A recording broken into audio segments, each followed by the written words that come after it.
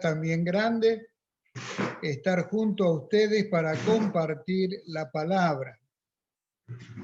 Ayer cuando comenzábamos habíamos comentado el nombre o el título de lo que íbamos a compartir y pusimos Vivamos en santidad, esa es la consigna. Pero hoy le vamos a agregar otra partecita a ese mismo título, partiendo de la misma base. Vivamos en santidad, huyamos del conformismo. Y vamos a verlo a través de la palabra. Ayer, cuando comenzábamos la serie de lecturas que tuvimos en la Biblia, mencionamos un pasaje y leímos que es necesario que volvamos a repasar y que volvamos a leer y para que podamos partir de allí, para luego ver cuál fue la experiencia del pueblo de Dios después de escuchar estas palabras, cuando les tocó entrar en la tierra prometida y tomar por herencia esa tierra en heredad, distribuidas proporcionalmente a cada una de las tribus de Israel. El pasaje que ayer leímos y que ahora vamos a reiterar se encuentra en el libro de Números, el capítulo 33, desde el versículo 50 hasta el versículo 56. Reitero la cita bíblica para que todos podamos leer. Números, capítulo 33, desde el versículo 50 hasta el versículo 56. Y dice así la Biblia.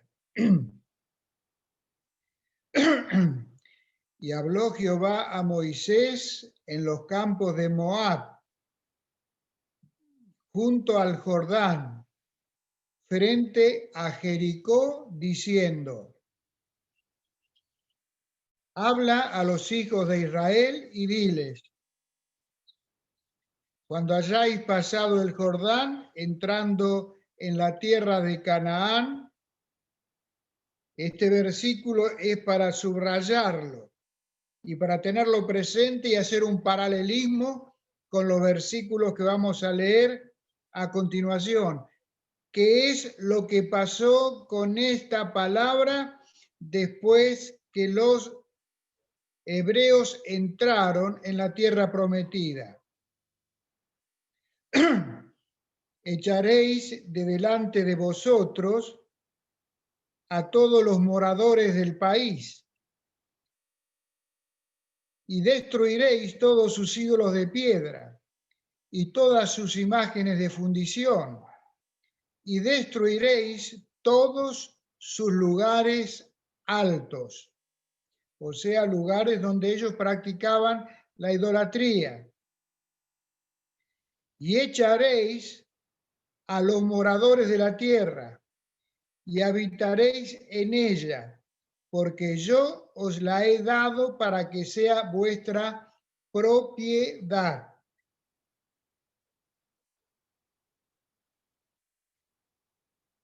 Y heredaréis la tierra por sorteo por vuestra familia, a los muchos daréis mucho por herencia, y a los pocos daréis menos por herencia.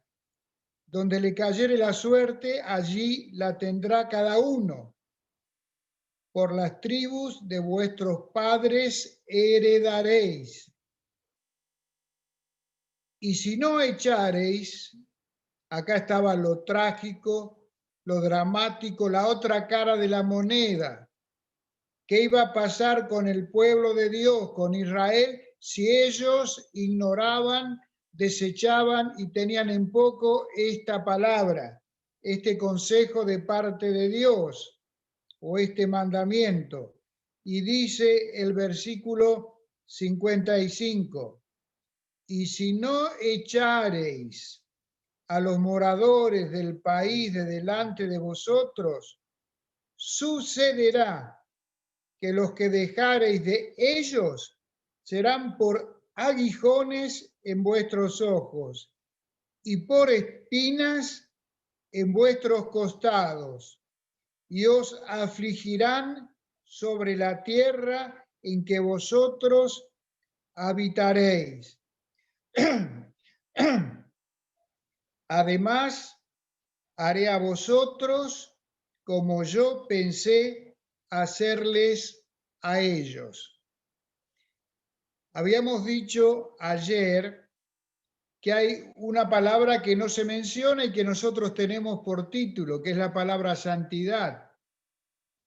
Pero todo el sentir en el corazón de Dios está imbuido de lo que es la santidad, porque santidad significa separación, separación de todo pecado, separación de toda idolatría, separación de todas las costumbres y prácticas paganas. ¿Para qué?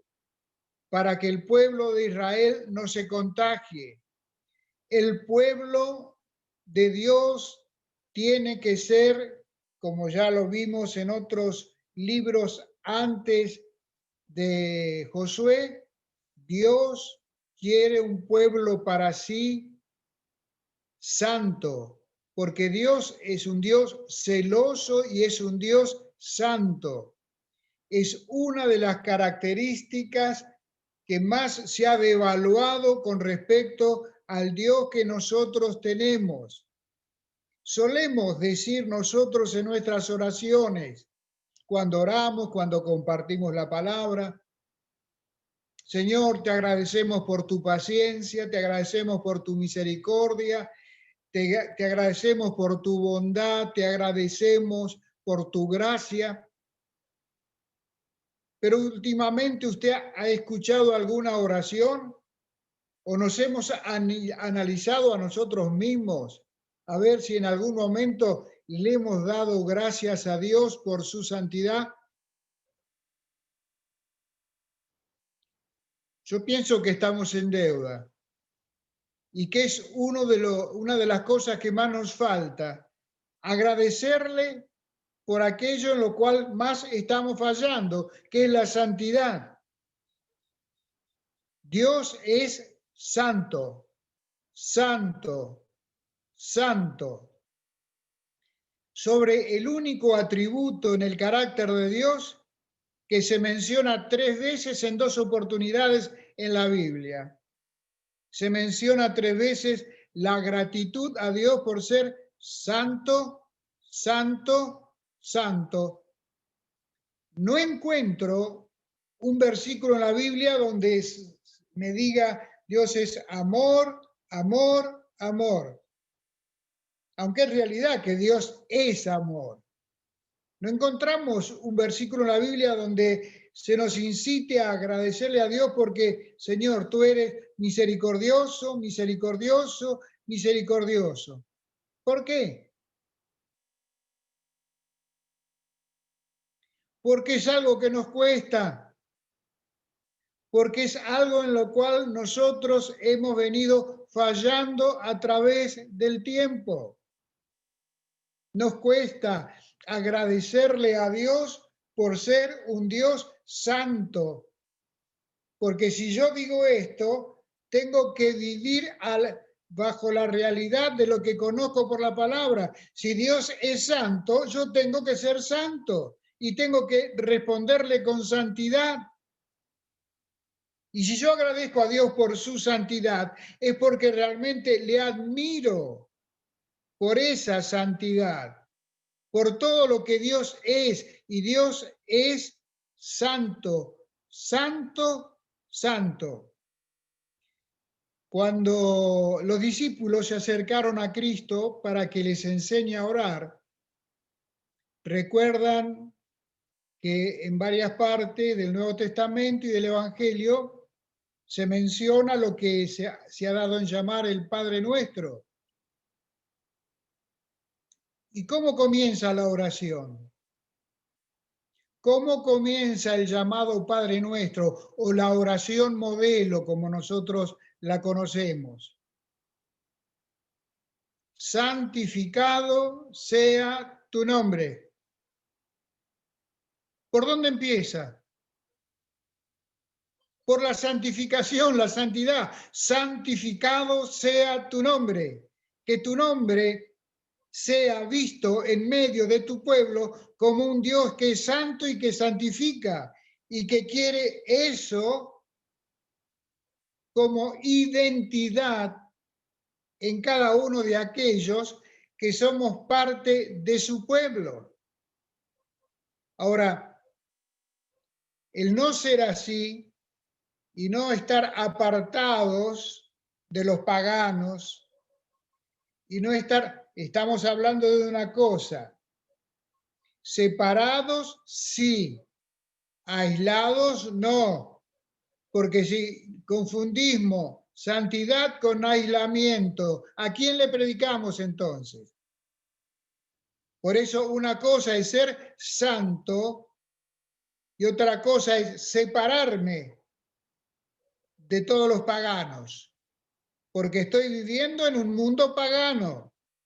Estoy rodeado continuamente de gente inconversa, de gente que no tiene en cuenta lo que es la santidad de Dios.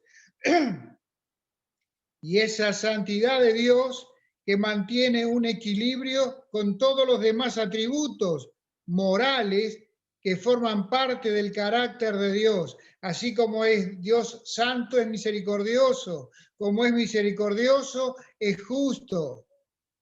Y así podemos ir mencionando los diferentes atributos. Ahora, ¿qué dice la historia de Israel? ¿Qué pasó? Y entonces ahora tenemos que ir al libro de Josué. Vamos al libro de Josué. Y acá vamos a leer varios versículos.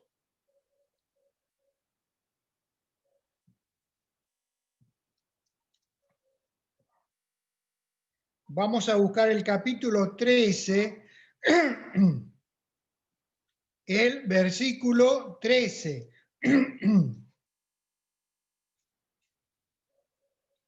Josué capítulo 13, el versículo 13 dice: mas a los jesureos y a los maacateos no los echaron los hijos de Israel, sino que Jesús y Maaca habitaron entre los israelitas hasta hoy. ¿Con qué nos encontramos? Con que no se está cumpliendo con la voluntad de Dios. No hay una separación de todos los habitantes paganos que estaban en ese lugar que habían heredado. No le hicieron caso al Señor y convivieron entre paganos, tomando el riesgo de ¿qué? De imitar sus costumbres, de adorar sus ídolos y entrar en prácticas que realmente son abominaciones ante la presencia de un Dios santo. Y ellos lo permitieron. ¿Y qué era lo que producía esto? Que ellos no llegaran a disfrutar de toda la herencia completa que Dios les había dado al otorgarles esa tierra, ese lugar. ¿Por qué? Porque se iba a hacer estrecho, estando ellos y otros habitantes que ellos se permitieron dejar en ese lugar. Dios les dijo que los tenían que echar y ellos lo dejaron. Total, son unos pocos, no hay problema. Nosotros tenemos el control. ¿Quién dijo eso? Dios claramente les advirtió, si ustedes permiten habitar entre ustedes a los paganos, a la corta o a la larga van a tener problemas, porque la influencia de ellos se va a hacer sentir para que ustedes no vivan en santidad. Al contrario, van a regalar, van a rifar la santidad por permitirse determinadas licencias que Dios desaprueba en su palabra. Pasamos al capítulo 15, sin movernos de Josué, y leemos el último versículo. Josué 15, 63. Dice: mas a los jebuseos que habitaban en Jerusalén, los hijos de Judá no pudieron arrojarlos, y ha quedado el jebuseo en Jerusalén con los hijos de Judá hasta hoy.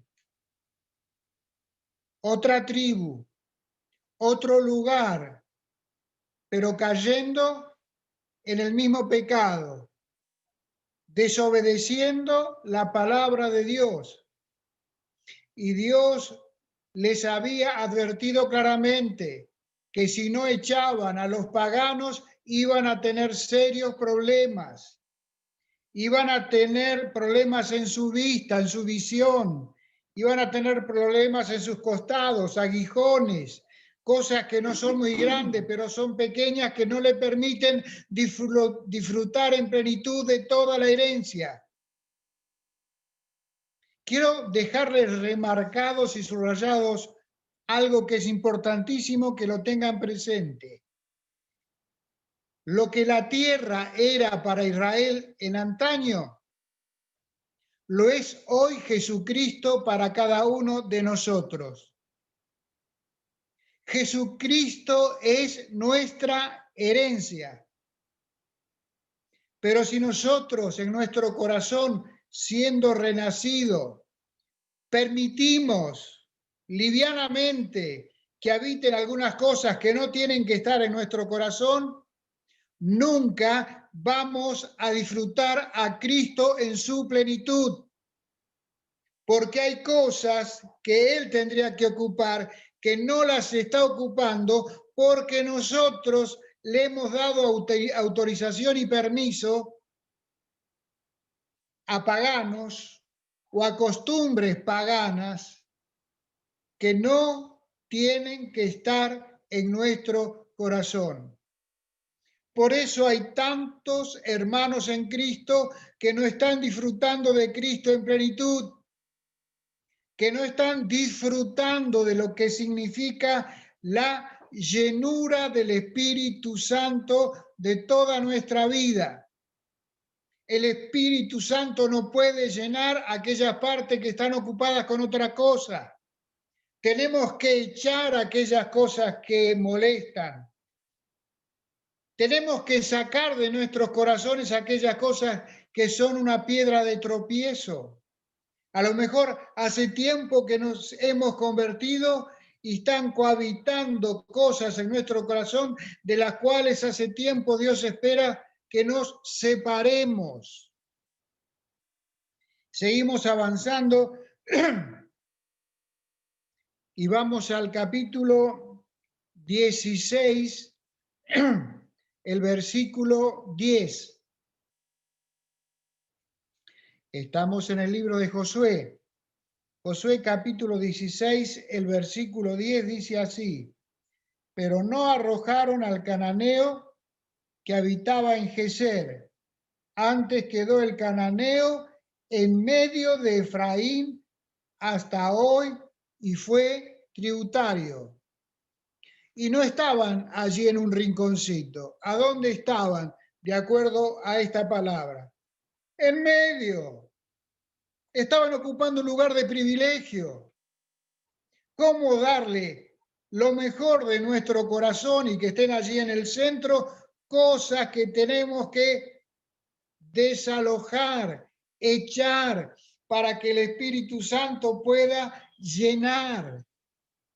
Por eso primero tenemos que vaciarnos de eso para llenarnos de Cristo. Esa es la consigna. Por eso dijimos en tantas oportunidades en que ustedes me han permitido compartir la palabra, que en Efesios capítulo 5, versículo 18, nos dice el apóstol Pablo, sed llenos del Espíritu Santo. ¿Qué está diciendo? Haciendo paralelismo con lo que estamos leyendo ahora, contrastando la historia de Israel con nuestra propia historia. Ser lleno del Espíritu Santo significa para que disfruten de toda la herencia. La herencia no significa disfrutar de un poquito de Cristo, sino de la plenitud de Cristo. No nos conformemos con menos. Tratemos de que el Espíritu Santo haga su obra en nosotros para que seamos llenos del Espíritu Santo. Y ser lleno del Espíritu Santo significa tener toda la heredad para nosotros, sin que haya extraños ahí. Cristo no puede habitar donde nosotros hemos dado lugar a otras cosas. Por eso tanto nos cuesta vivir una vida llena del Espíritu Santo y disfrutar de esta manera de toda la herencia que tenemos en Cristo Jesús. Dios, a través de Moisés y a través de Josué, les está hablando al pueblo y aquí está señalando en qué lugares y qué tribus habían permitido que extraños estén donde no tenían que estar, tomando espacios que ya no les correspondía porque ya la tierra había sido heredada para que la disfruten ellos y no para que sea un compartir mixto, un poquito con los paganos y otro poco para nosotros. No, ese no es el negocio. La palabra de Dios es clara. Échenlos, no tienen que estar allí. Porque si no van a ser de problema y de contratiempo. No va a haber crecimiento espiritual. Van a entrar en retroceso. Van a ir para atrás y no para adelante. Seguimos avanzando y vamos al capítulo 17, versículo 12. Mas los hijos de Manasés no pudieron arrojar a los de aquellas ciudades, y el cananeo persistió en habitar en aquella tierra. El cananeo persistió, o sea que quizás hubo insinuaciones para que se vayan, pero los paganos se pusieron duros y pudo más la fuerza de voluntad de ellos para quedarse que en los israelíes para sacarlos. Así se dio la historia y así lo marca la palabra, para que nosotros seamos advertidos, porque la historia vuelve a repetirse. Y es lo que nosotros encontramos aquí en la palabra. Y vamos al capítulo 18 a considerar el versículo 3.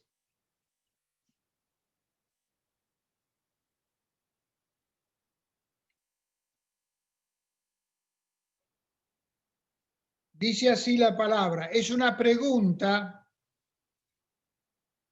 que les hace Dios a través de Josué.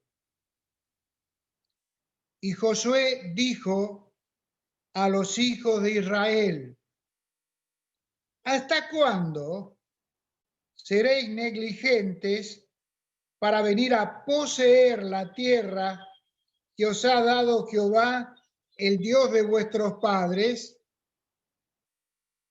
¿Cómo toma el Señor la actitud de varias tribus que se permitieron este lujo de permitir que paganos queden en sus tierras? como una tremenda negligencia. Están siendo negligentes porque no están cumpliendo con la voluntad de un Dios santo que quiere santidad para su pueblo y quiere que ustedes disfruten de todo lo que Él les ha dado y que venía prometiéndole a través de generaciones. Ha llegado el tiempo en que ustedes disfruten, pero por favor terminen con esa negligencia, tomen conciencia de lo que están haciendo, porque si no van a sufrir mucho. Van a sufrir mucho por causa de vuestra negligencia. El salmista, en el Salmo 106, en una forma resumida, nos cuenta muy claramente y puntualmente qué pasó con el pueblo de Dios. Vamos al Salmo 106 y vamos a leer desde el versículo 34 hasta el versículo 39. Fíjense ustedes qué palabras tremendas y con qué precisión y con cuánto dolor seguramente el salmista estaba escribiendo esta parte de la historia. Está haciendo un relato. ¿Qué pasó con lo que dijo Josué? ¿Le hicieron caso? ¿Respetaron sus palabras que venían de parte de Dios? ¿O siguieron alocados en su negligencia, siendo cada vez más negligentes? Y dice así la palabra de Dios. Les reitero, Salmo 106, versículo 34 a 39, y dice: no destruyeron a los pueblos que Jehová les dijo. Antes se mezclaron con las naciones y aprendieron sus obras. Los que hacían los paganos también los hacían ellos, como si el israelita tuviera que tomar ejemplo de los paganos. Más aún, y sirvieron a sus ídolos, los cuales fueron causa de su ruina. Sacrificaron sus hijos y sus hijas a los demonios y derramaron la sangre inocente, la sangre de sus hijos y de sus hijas, que ofrecieron en sacrificio a los ídolos de Canaán. Y la tierra fue contaminada con sangre. Y miren cómo dice el versículo 39. Con cuánto dolor tenemos que leer esta parte de la historia de Israel. Se contaminaron así con sus obras y se prostituyeron con sus hechos. Hasta aquí llegaron. Y entonces este es un tiempo de derrota, tiempo de lágrimas, tiempo de dolor, tiempo de sufrimiento, tiempo de pruebas terribles. Cómo se fueron desintegrando las familias en medio del pueblo de Dios por cosas que ellos se permitieron y cosas a las cuales Dios decía que no, ellos decían que sí. Y hacían prevalecer sus gustos y pensamientos por encima de la voluntad de Dios, sabiendo que la voluntad de Dios es buena, agradable y perfecta. Pero sin embargo, ellos siguieron con la suya y así tuvieron que pasar de un pueblo vencedor a un pueblo perdedor, a un pueblo que realmente ahora está sufriendo las consecuencias de sus locos desvaríos. Quisiera que compartamos cuando el apóstol Pablo hace una referencia a las cosas relatadas y a la historia contada en el Antiguo Testamento, nos aclara algo muy importante. Primera de Corintios, el capítulo 10.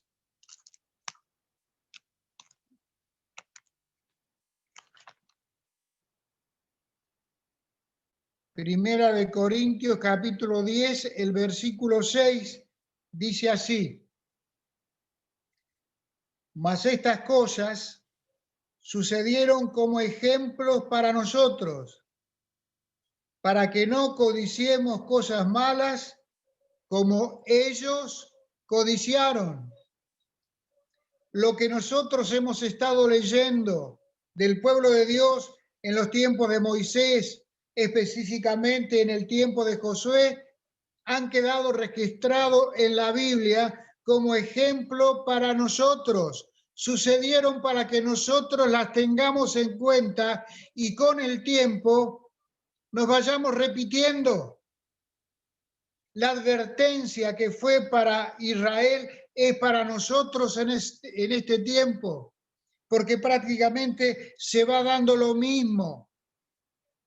Y leemos en el versículo 11: y estas cosas les acontecieron como ejemplo y están escritas para amonestarnos a nosotros, a quienes han alcanzado los fines de los siglos. Y agrega: así que el que piensa estar firme, mire que no caiga. Y en el versículo 14 nos dice: por tanto, amados míos, huid de la idolatría. Debían combatir una actitud que se repetía en Israel y en este tiempo en nosotros, en medio del pueblo de Dios. ¿Y qué es?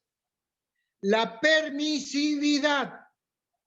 Las cosas que voluntariamente nosotros nos permitimos. Sabemos que eso no va, sabemos que no nos conviene y la seguimos practicando igual.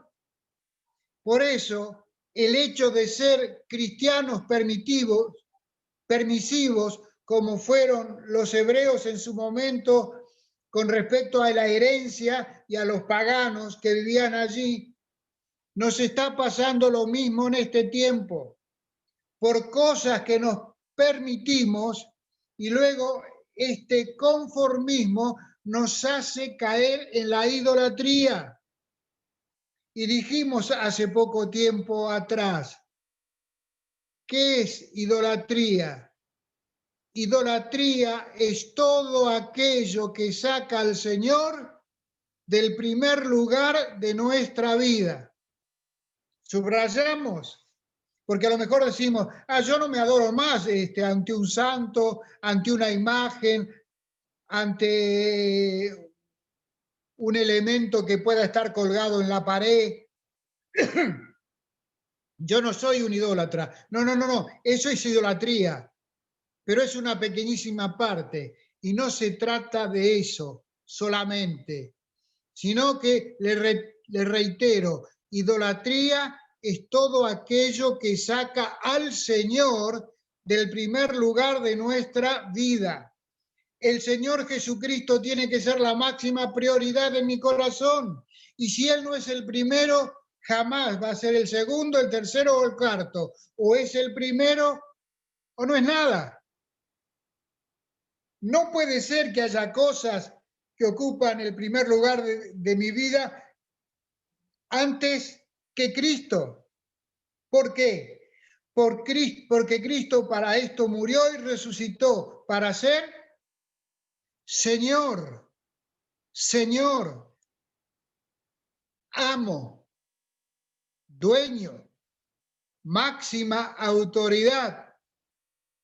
Que el señorío de Cristo se manifieste en mi vida y en el corazón de cada uno de nosotros. Y es evidente, cuando Cristo tiene la prioridad en la vida de un cristiano, no se puede disimular. Es como aquella persona que va con un buen perfume en su ropa, en su cuerpo.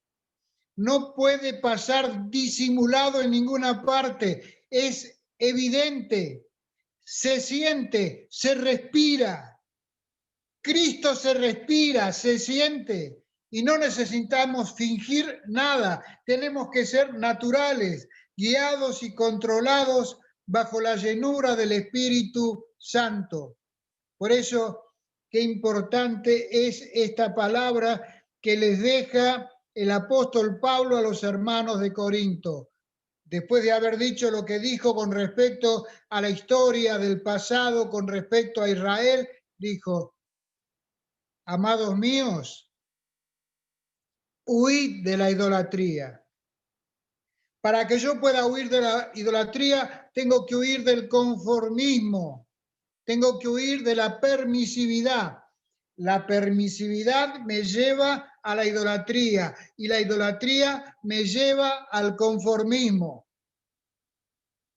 Es lo que nos marca la palabra. Y cuando nosotros tenemos que mirar la característica de la última iglesia que se menciona en el Apocalipsis, ustedes saben cuál es la última iglesia que se menciona en el Apocalipsis. Apocalipsis capítulo 2 y 3 se menciona el perfil de 7 iglesias. La última, la postrera, es la Odisea. Y miren lo que pensaban los hermanos de la Odisea de ellos mismos. ¿Qué era lo que ellos pensaban y cuál era el concepto que ellos tenían de sí mismos? ¿Cómo se veían ellos a sí mismos? ¿Cómo se consideraban? Y qué distinto era cómo los veía el Señor. Una cosa es lo que yo pienso de mí. Otra cosa es cómo me ve el Señor en la realidad y especialmente en mi intimidad. Y dice así, Apocalipsis 3:17, porque tú dices, yo soy rico y me he enriquecido, escuche, y de ninguna cosa tengo necesidad. Estaban de 10, estaban perfectamente, no le faltaba nada, lo tenían todo, de acuerdo al criterio de ellos. Ahora viene el concepto de Dios con respecto a ello.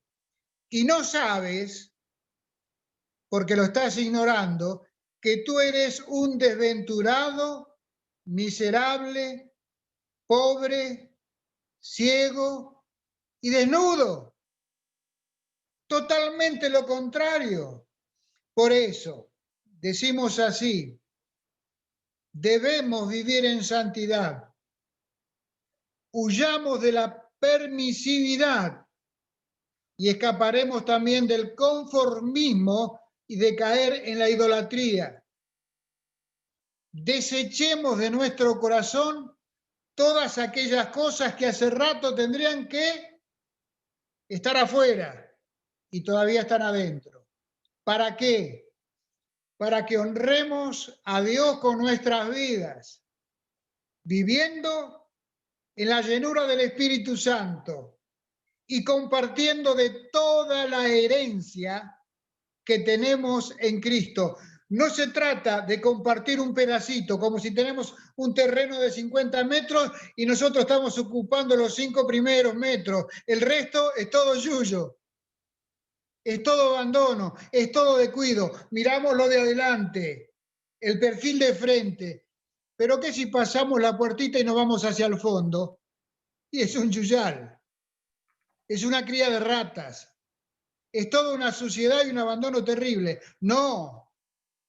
Toda la herencia tiene que estar de la misma forma y tiene que estar atendida con los mismos cuidados. Por eso terminamos con esta palabra, porque ya el tiempo expiró, hermanos. Primera de Pedro, capítulo 2. Versículos 9 y 10. Un versículo muy conocido por cada uno de nosotros. Primera de Pedro, capítulo 2, versículos 9 y 10. Mas vosotros sois lo que somos. ¿Qué somos para Dios? linaje escogido, real sacerdocio, nación santa, pueblo adquirido por Dios. ¿Para qué? ¿Con qué propósito? ¿Cuál es el objetivo de tu vida, de mi vida, de la iglesia de la cual formamos parte?